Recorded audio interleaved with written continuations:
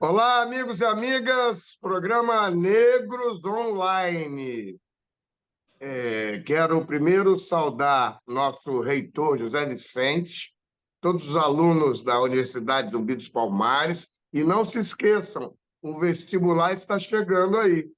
Hoje nós teremos aqui uma pessoa de uma personalidade, um amigo querido, que é o queridinho de todo o movimento negro agora do Brasil, que está com muita repercussão numa iniciativa que ele e outros dos seus colegas tiveram, que é o nosso amigo procurador Júlio Araújo, que, juntamente com outros procuradores da República, procurador Jaime Metropoulos e também a procuradora Aline, iniciaram um procedimento, acho que já é inquérito, ele vai poder falar aqui, de chamada do Banco do Brasil, do Ministério Público Federal, para se esclarecer, para explicar o que o Banco do Brasil tem a ver com seus negócios, seus dirigentes, num passado escravocrata, um passado da escravidão negra.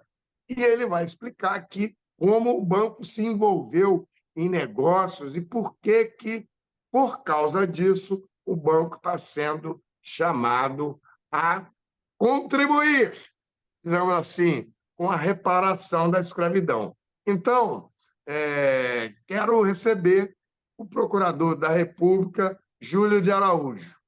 Bom, Adame, prazer grande falar com você, falar com todo mundo, todas as pessoas aqui do Negros Online, saudar a Unipalmares, José Vicente. Para mim é um prazer grande dialogar e trocar ideias, não só sobre o trabalho que eu desenvolvo no Ministério Público Federal, mas também sobre uma pauta tão cara que é a reparação da escravidão, a reparação do tráfico transatlântico de pessoas escravizadas. Estou à sua disposição para a gente trocar ideias e informar e esclarecer tanto o papel do Ministério Público como os rumos desse inquérito civil. Ótimo. Primeiro, eu quero dizer que muita gente mandou um grande abraço para você, as pessoas que estão integradas, membros da Comissão Estadual da Verdade da Escravidão Negra, ou seja, a Margot, lá de Volta Redonda, a Aretusa, que também já esteve aqui, lá de São Gonçalo, da Cartilha de Direitos dos Povos Tradicionais e Religiões de Matriz Africana, e também um certo Eduardo Adame, né, que agora é advogado também e é mestrando da UERJ. Bem, esse inquérito civil ele tem muito a ver com um parecer que o Instituto dos Advogados Brasileiros, através da Comissão de Igualdade Racial, que eu presido pela segunda gestão, aprovou no plenário histórico do IAB, tem a mais antiga instituição jurídica das Américas, sobre aspectos jurídicos da reparação da escravidão.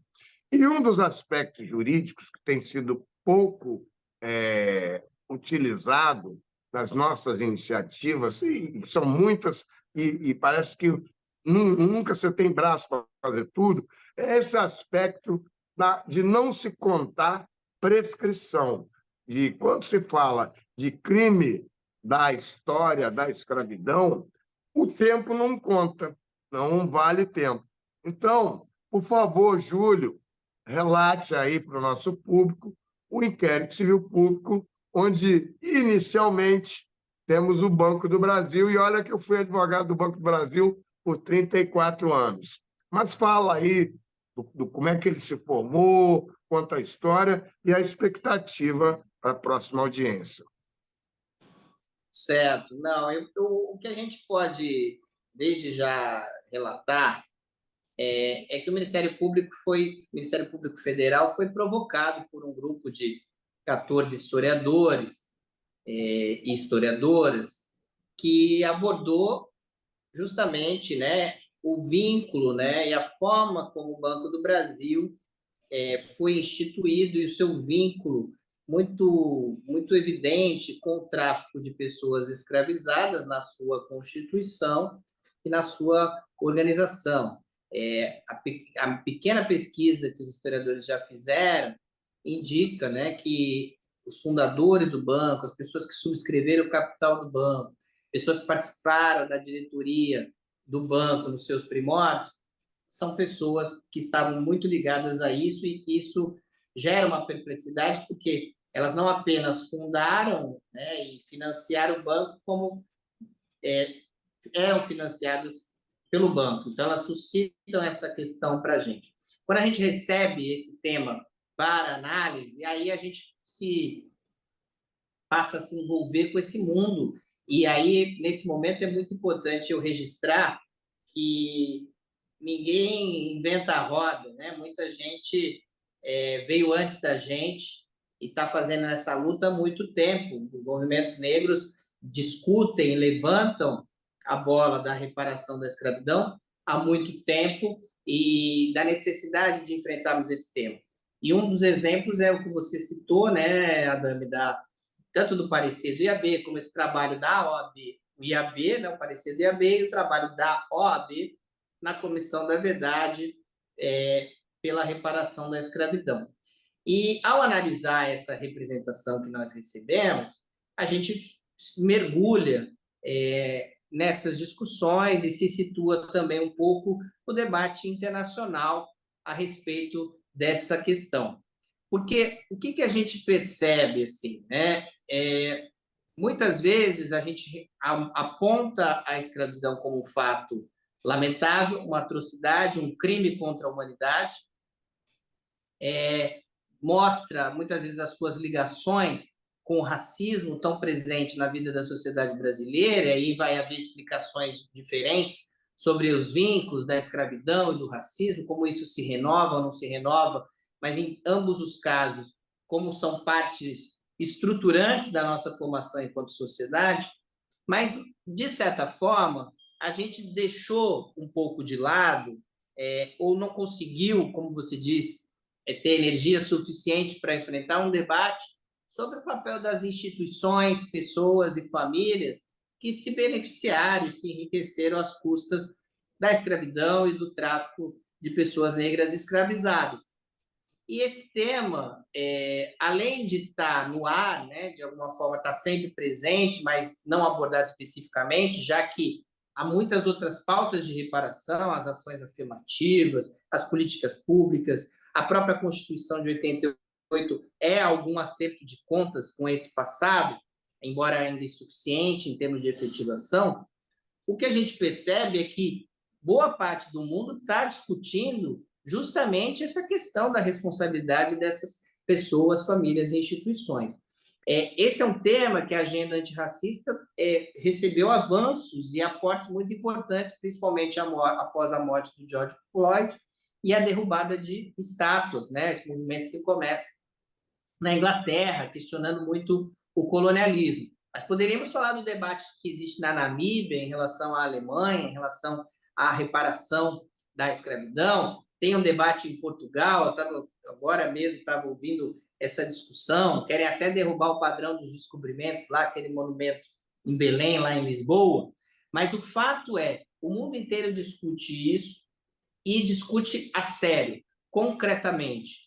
Concretamente, em que sentido? É necessário não só reconhecer, mas também revisitar a história e buscar formas de reparação.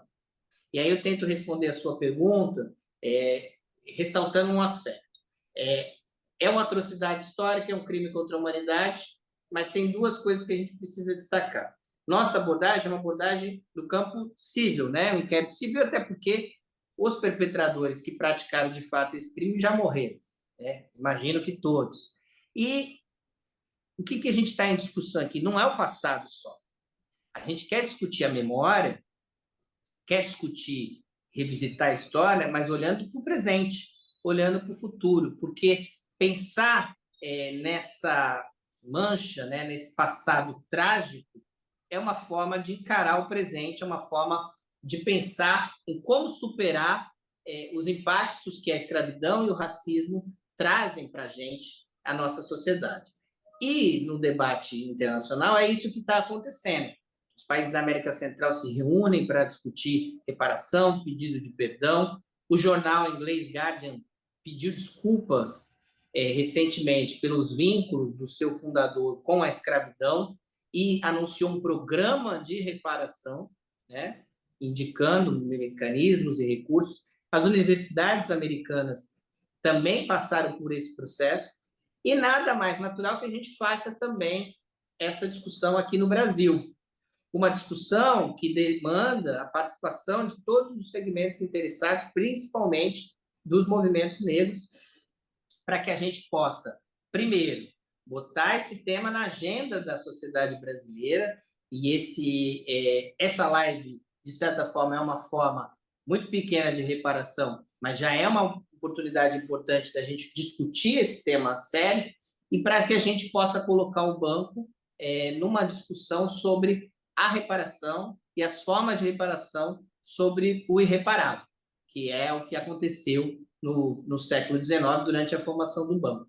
E só para terminar esse trecho, essa parte, é resgatar que o banco, ele, embora tenha passado por 3 formações ali no século XIX, até se constituir na forma como nós o conhecemos, ele conta a sua história pela continuidade histórica. Como um banco fundado em 1808, que acabou de completar agora, em 12 de outubro, 215 anos, né? E é importante, então, que esse banco discuta com a sociedade, e é salutar que ele tenha demonstrado essa predisposição para a gente pensar como fazer e como superar e construir essa reparação histórica. Aliás, a nota que o banco respondeu à notícia, que foi de grande repercussão, eu diria até que internacional, do início dessa investigação, porque o inquérito é uma investigação, foi surpreendente com a presidente Tarciana, né? E ela diz: olha, nós vamos ver o que dá para fazer, há um passado escravocrata e vamos procurar aí. E eu tive outro dia, acompanhando o Zé Vicente numa agenda aqui do Rio de Janeiro, tive contato com os colegas que dirigem a Previ, que é o maior fundo de pensão do país. E lá eu falei dessa iniciativa e como o banco estava se apontando as suas baterias positivamente, né, no sentido de ingressar para discutir isso como gente grande, e até porque ele também, a entrada do Banco do Brasil é modelar, né, ele modela as outras instituições, e a Previ, né, se inicialmente disse: olha, me parece muito boa a ideia da Previ acompanhar o Banco do Brasil na discussão. Então, pode ser que na audiência do dia 28/10, às 14 horas, na sede do Ministério Público Federal, e acho que vai ter que ser num grande auditório, porque muita gente está se preparando para ir para lá, a Previ apareça lá para acompanhar o Banco do Brasil. Nós, do Instituto de Advocacia Racial, o IARA, e a Zumbi dos Palmares, já ingressamos como amigos da Corte no inquérito. A OAB está observando, e eu presidi a Comissão Nacional da Verdade da Escravidão por 3 gestões, agora sou vice-presidente. Mas a comissão da estadual aqui, ela faz um papel de talvez ficar aí repercutindo e levantando novas bolas. Penso que a discussão vai ser muito importante, existem muitas novidades, às vezes o campo da mídia ele só dá um pedaço da notícia e não dá de novo. Uma experiência muito interessante foi que aqui na OAB do Rio, vindo por indicação do pessoal do Aguibara Dudu, lá de Madureira, né, com o Elias Alfredo, vieram 4 mulheres da Namíbia que relataram da ação em que se fazia isso contra a Alemanha na Corte de Nova York.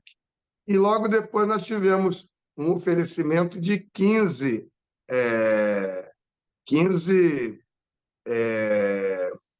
estudantes da Universidade da Pensilvânia que vieram para cá e queriam oferecer o que eles poderiam fazer. Foram recebidos na OAB, exatamente, está gravado isso no YouTube, para quem tiver interesse, eles vieram examinar o processo onde a Namíbia processava a Alemanha numa corte de Nova York, e era por uma exceção no Código Comercial, em que o fato de ter tido lucratividade afastava também a prescrição, e com isso eles conseguiram processar.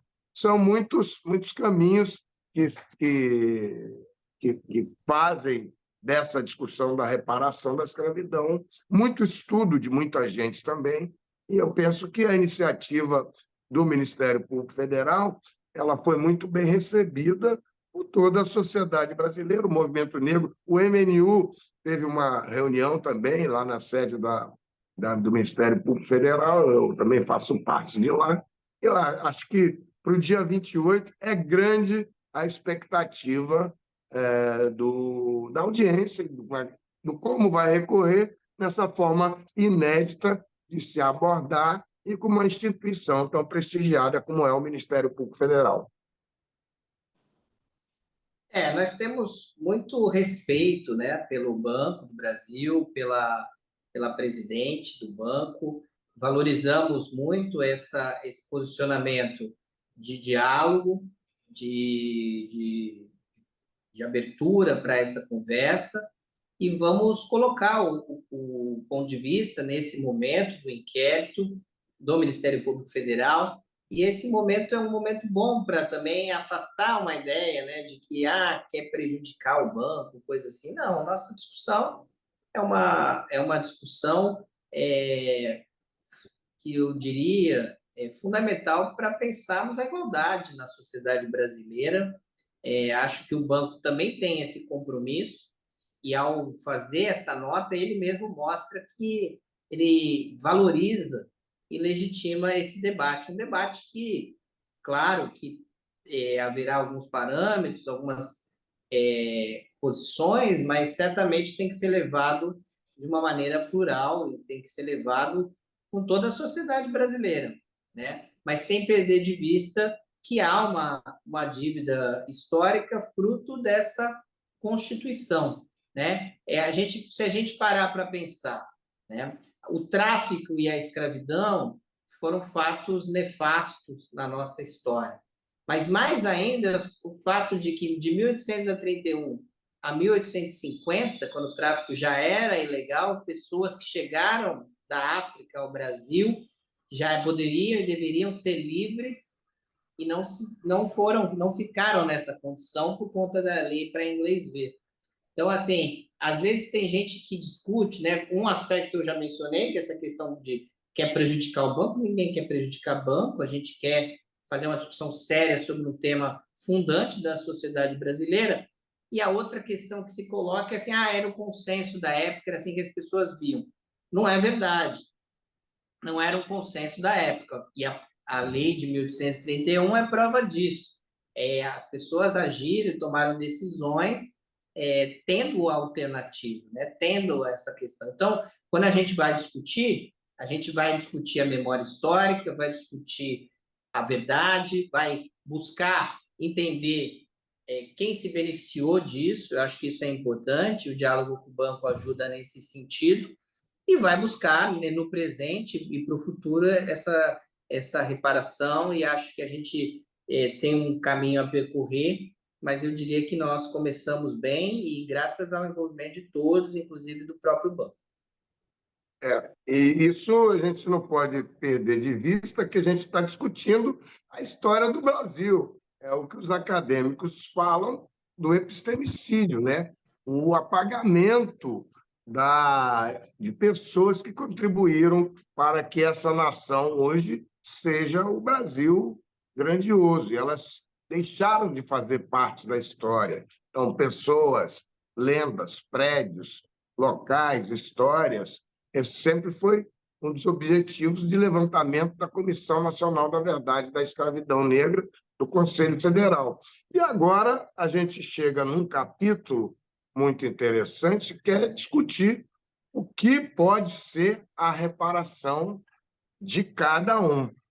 O Frei Davi, o Educafro, juntamente com o advogado Marlon Reis, tem iniciado algumas ações coletivas cobrando dano moral coletivo e colocando verbas muito grandiosas.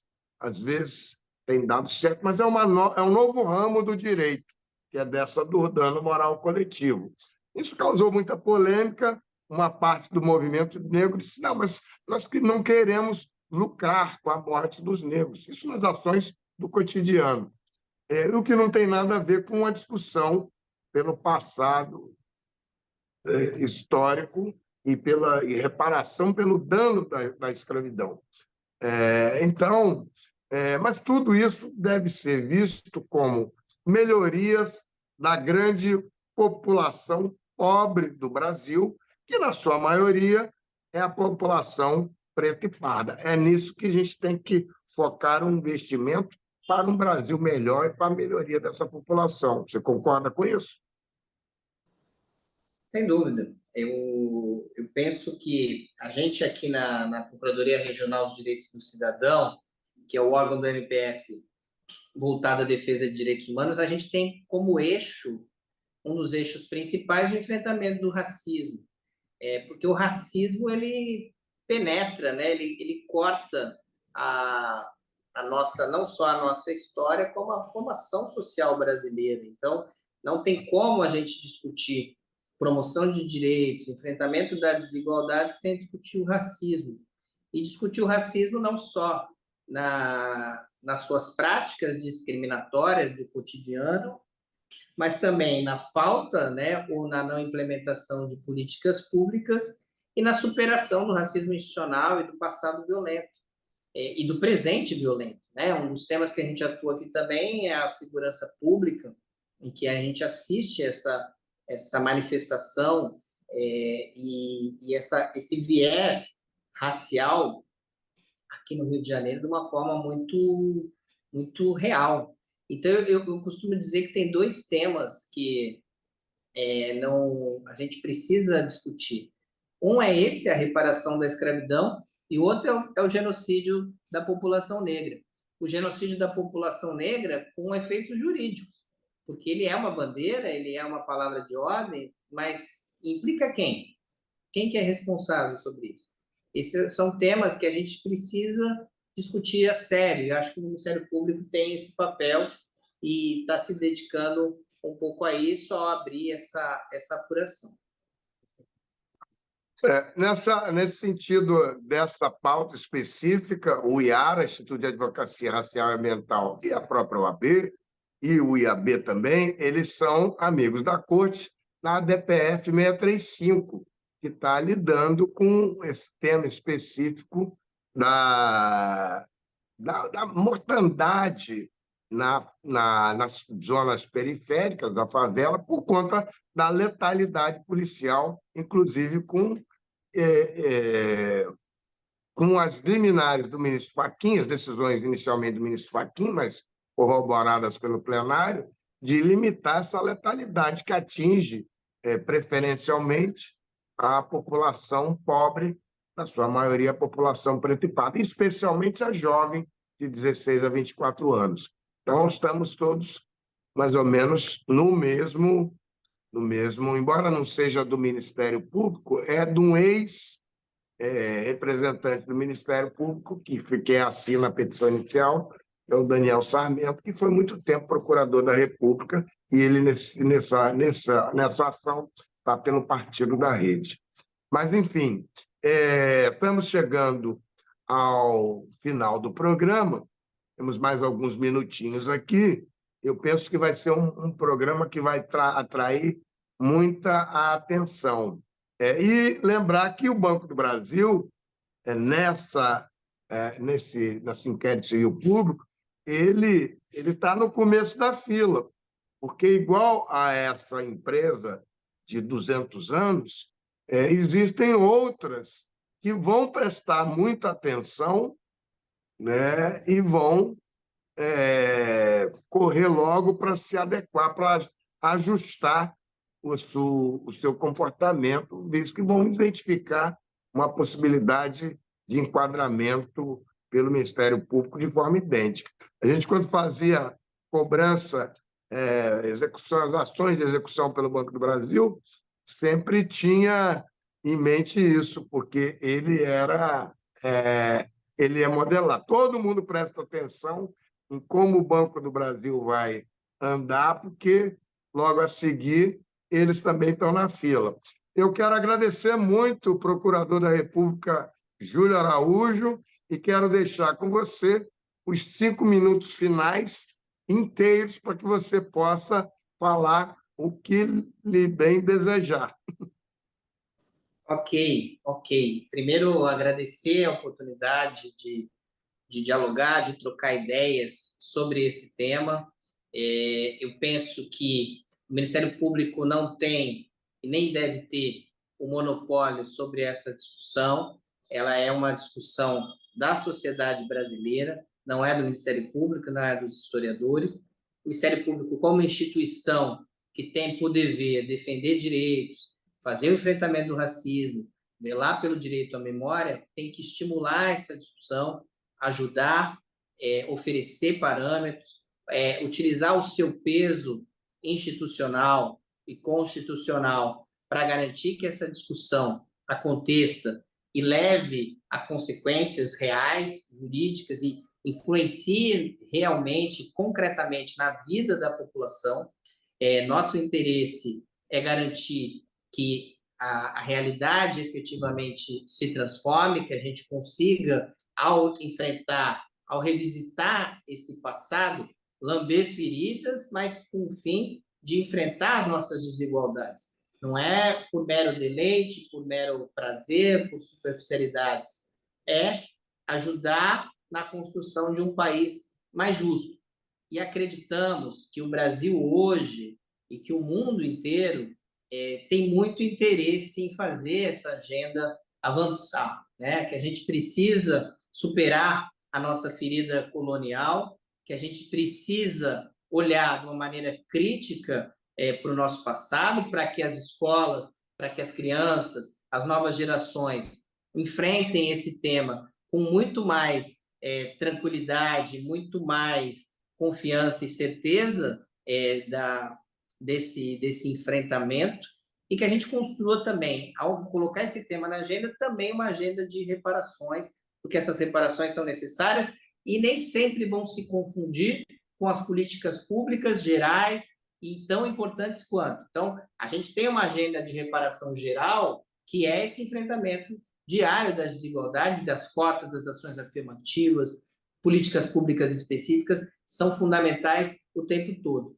Mas precisamos também olhar para o papel do Estado brasileiro e das instituições e cobrá-los e chamá-los a discutir isso. A gente não pode botar isso para baixo do tapete, isso nunca nos ajudou e não é agora que vai nos ajudar. É necessário que a gente supere isso, que a gente enfrente e trazendo todo mundo para discutir, não só aqueles já convertidos na discussão desse tema, mas aqueles também que estão desconfiados, que acham que esse tema não é um tema central. Eu convido a todos para que a gente possa dialogar e debater e aprofundar o conhecimento sobre o nosso passado para que a gente consiga avançar nessa questão. Muito obrigado mais uma vez a vocês. O Ministério Público Federal está à disposição e a gente espera que essa agenda avance de verdade. Ótimo. Prazer em tê-la aqui. Um abraço. Até a próxima, hein? E a audiência no dia 28 do 10, 14 horas, na sede do Ministério Público Federal, no Rio de Janeiro.